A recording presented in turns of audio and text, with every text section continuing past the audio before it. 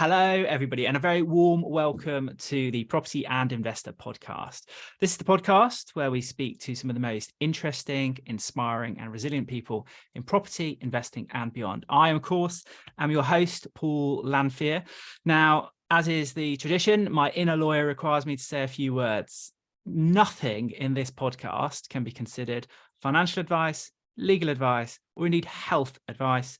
Please seek your own professional advice. Now, you'll notice that this is a part of a very special mini series within the Property and Investor podcast, which is separate to the long form ones which you're now familiar with. So this mini series are the Inner Circle All-Stars. So these are people who I have had the great privilege of working with as part of my Inner Circle mentoring program. And today's guest, it gives me great pleasure to introduce, is Mr. Stuart MacMillan. Stuart, welcome to the podcast. Thanks, Paul. Hi, everybody. So, firstly, so obviously you've been on the Inner Circle program for actually a couple of cycles now, which has been fantastic. So tell us a little bit about where you were, when we met and before you joined the program effectively. Yeah, of course. So yeah, as you said, I've been on the program for coming up to the end of my second year now. And actually when we first started, I'd suggest we had nothing, I think, at that point. So as a company, Jingle Nook Limited, it's myself and my wife Geraldine. She deals with a lot of the sort of property management side of things, and I do a lot of the finances, the legals, raising investor funds, etc. We bought our first property in October 2020, so that was just before we joined the program in the January following, in 2021. So when we first met, I wet behind the ears is probably an understatement. And then over the course of the first year, I think there was a lot of pretty rapid growth, naively probably in some aspects, and the program actually helped to sort of make sure we were keeping sort of on an even keel with some of that stuff. But then this year, just to clarify then, so over the first year we probably bought around 4 or 5 properties, and then this year has been more about making sure we're doing it properly. So we're now, I think, running at what I would say 7.5 properties. Okay. And the half being a joint venture that we're currently working on at the moment, and the rest all sort of owned individually. So a handful of buy-to-lets and a few HMOs in there.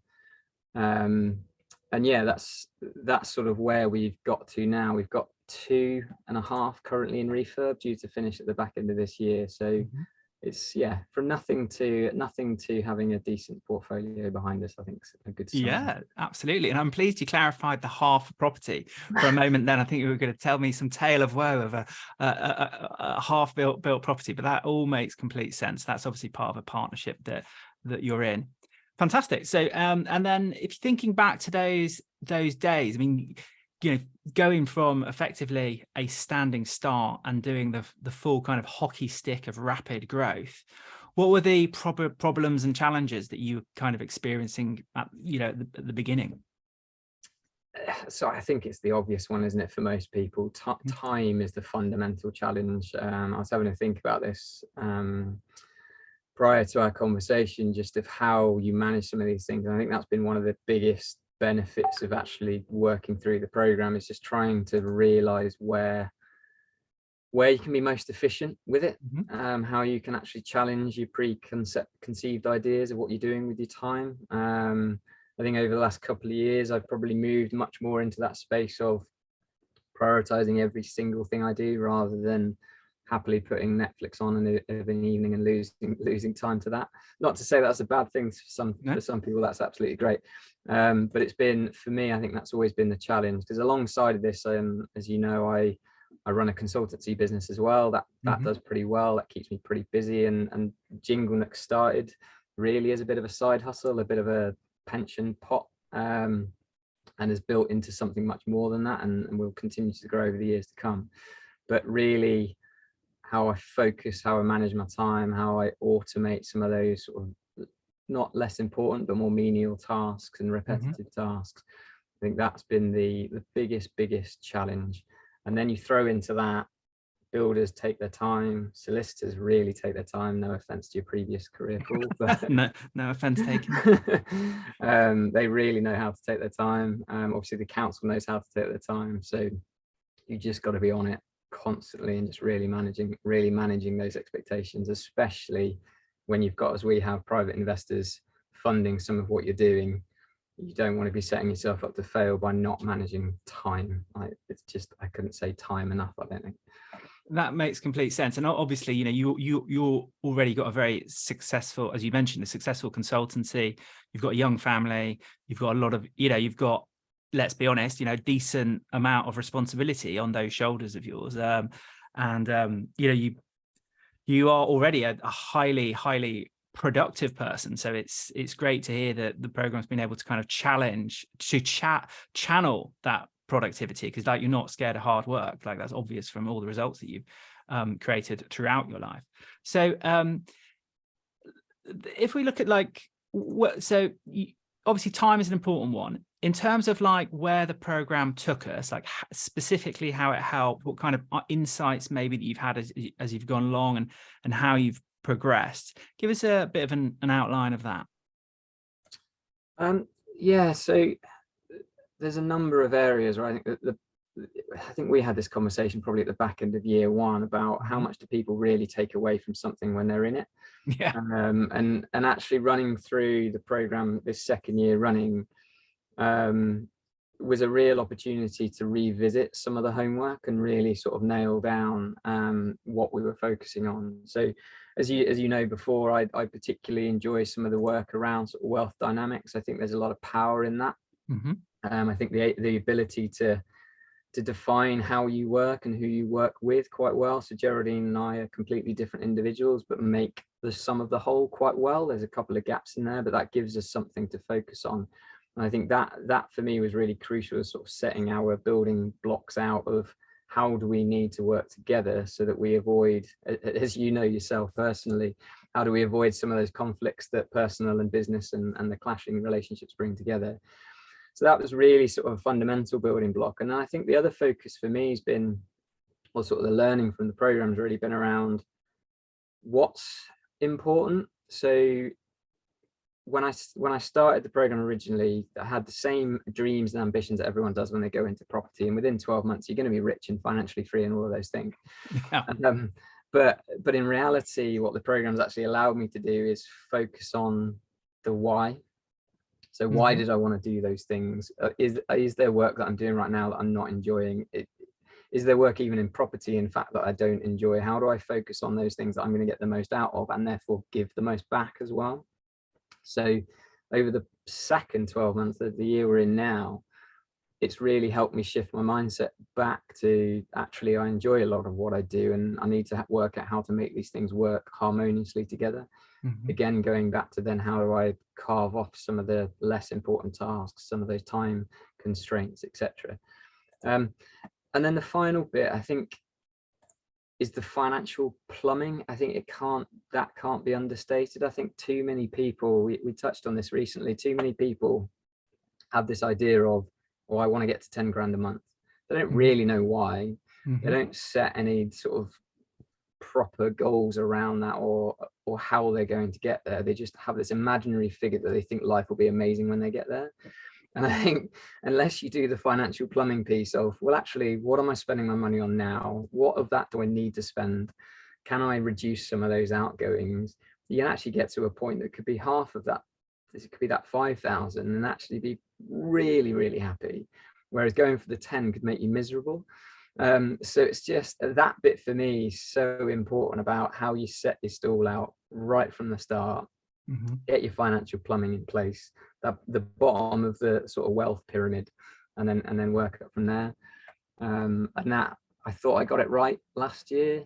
I think this year has been an opportunity to go, no, actually, let's really nail that down. I think that's been really, really powerful. And I think everything's a work in progress. It's like every year we kind of discover another layer and aim to, well, not seeking perfection, but to seek to improve, incrementally every time.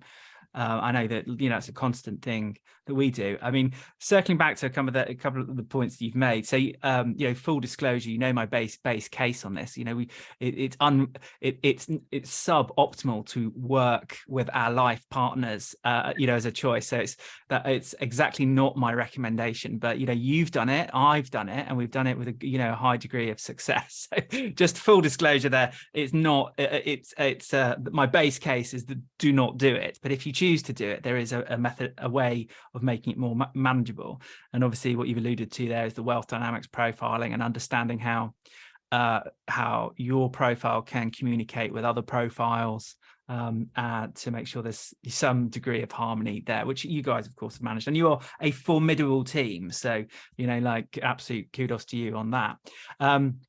The financial plumbing aspect of it, it's been fantastic to see the progress that you've made on that. I'm obviously going to respect your privacy in that respect, other than say like enormous progress on that. And it is an interesting module. I mean, I know that you got a lot, particularly from the kind of wealth dynamic session. Equally, it's interesting that some people, when we do the financial plumbing, they turn up to the session, and then within weeks they're in a completely different place. So for example, we've had people who go from being not financially free but lots of assets and lots of business going on, to being actually financially free in a number of weeks. And that's just by tinkering with the machine, understanding your P&L and all the rest of it. Fantastic. So tell us a little bit about what the future looks like for you, the business, for the family. Pretty good. I think I don't know. I'm an optimist anyway. As much as people that know me closely would probably argue that I'm not, but I'm generally pretty positive about things, even with the impending doom and gloom that the media is trying to portray at the moment. So yeah, it's pretty good. I think as far as sort of business plans go, I think we're going to carry on. We've got 3 as I say, or 2.5 refurbs going on at the moment. Got a couple of potentially painful refinances with the interest rates in the start of the new year, but that's going to put us back into a cash rich position to start 2023, which I think is a pretty positive place to be, as the market starts to shift. So I think business wise, that's good. We've got a couple of investors that are quite keen to support that as well. Quite keen to put their money to work, but not wanting to do the physical hard yards, which is perfect for both of us. And then personally, I think people forget sometimes, they focus too much on the business and forget about the rest of the world, which is, one of my core values is freedom. And I don't mean that in relation to financial freedom, but more about the freedom of opportunity, the freedom of choice. So we've got a couple of trips coming up as a family where we're trying to sort of work out the position of sort of what remote life really means. And over the coming years, we'll try and sort of push that even harder and see how we can turn the portfolio into a remote operating business. And then alongside that, obviously carry on with what I'm doing on the consultancy side as well. So yeah, really positive. And hopefully won't have a different conversation with you in 12 months' time. I'm sure we won't. And in between all of that, I mean, you do some really extraordinary adventures as well. And you know that I have a deep envy of your extended skiing, snowboarding adventures. Absolutely, like, kudos to do. You are living a really extraordinary life and with your family, and they are. Yeah, you're doing really extraordinary things, and should be rightly proud of everything that you're doing. And as I say, like I look on with envy at the extended snow stuff, and look forward to emulating that with you shortly. So then, in terms of anybody thinking about the program, let's say, for example, they've come to a breakfast meeting, they kind of checked me out in that respect, and maybe they've come to Discovery Day and they've kind of got their goals all organized, which is typically the first breakfast in January. And if someone's like contemplating joining the inner circle, like, what would you say to them? I don't know who said it, but there's something along the lines of you are the sum of the people you spend your time with. And I think that for me is probably the crux of this. I think the inner circle for me, I think one of the other members, and if you interview him later on, maybe there'll be some synergy there and I'll have stolen his thunder. But I think one of the members actually referred to the inner circle actually as a bit of a business cuddle. Yes. And I think that's probably the most eloquent way of putting it. I think the information that you obviously bestow is absolutely fantastic. The way that we're guided through that over the 12 months is brilliant. I can't be any more supportive of that. But in addition to that, you're surrounded by other people with similar values, similar views, similar visions, similar goals, and similar passions. And the opportunity to surround yourself with people like that is worth the money, frankly. So I think if anyone was on the fence, I think that's what I'd be looking at, is who are you surrounded with right now? What value are you getting out of that? And I think the inner circle really, really does sort of pump you up to actually achieve what you want to do. So it's well worth it.